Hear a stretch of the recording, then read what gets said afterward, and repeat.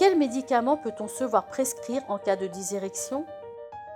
Les médicaments contre la dysérection incluent les inhibiteurs de la phosphodiesterase, les prostaglandines, la yohimbine et la testostérone.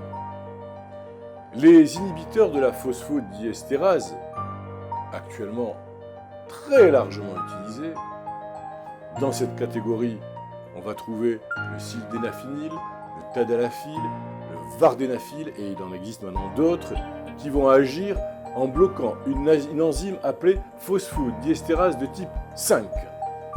Cette enzyme décompose une molécule appelée CGMP. Le blocage de l'enzyme libère davantage de CGMP, ce qui favorise la relaxation des muscles lisses, la musculature involontaire du pénis. Ceci permet un plus grand apport de sang et va faciliter l'érection. Ces médicaments doivent être pris avant une relation sexuelle et ne sont efficaces que s'il y a une stimulation sexuelle. Le moment de la prise et la durée des effets dépendent du médicament utilisé. Les effets secondaires les plus courants sont quelques maux de tête. Il existe toutefois des dangers potentiels d'interaction avec d'autres médicaments. Toute personne qui prend ce médicament doit en informer le médecin. Et il doit lui donner le nom des autres médicaments consommés, surtout s'il s'agit de nitrates pris en raison d'un trouble cardiaque. Par exemple, la nitroglycérine en vaporisateur, en pilule ou en patch. Les prostaglandines sont également un des traitements de la dysérection. Elle est soit injectée dans le pénis ou insérée dans l'urètre sous forme d'une petite pastille.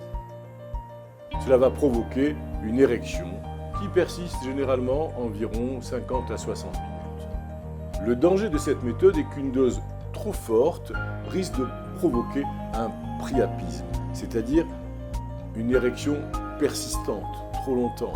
Il peut en résulter alors un traumatisme, une meurtrissure qui peut être grave, une hémorragie et parfois des douleurs importantes. Lorsque le médecin a déterminé la dose appropriée, l'homme pourra alors s'administrer lui-même son injection à domicile. La testostérone. Ces hormones ne sont utiles que chez les hommes qui souffrent d'un trouble particulier, notamment l'hypogonadisme, qui se manifeste entre autres par une petitesse des testicules, ce qui a pour effet de diminuer le taux normal de testostérone dans le sang. La testostérone augmente l'intérêt pour les activités sexuelles, ainsi que les érections. Quelles sont les méthodes non médicamenteuses? Les méthodes de traitement non médicamenteux.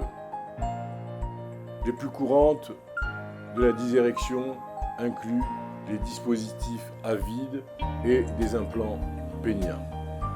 Les dispositifs à vide, ce sont des appareils qui vont comporter un tube qui est placé sur le pénis et assure un contact étanche avec sa base. En pompant l'air du tube, le sang est attiré dans le pénis. Un anneau installé à la base du pénis permet de maintenir l'érection. Les implants péniens, ce traitement, lui, nécessite l'implantation permanente de tiges flexibles ou de dispositifs analogues dans le pénis.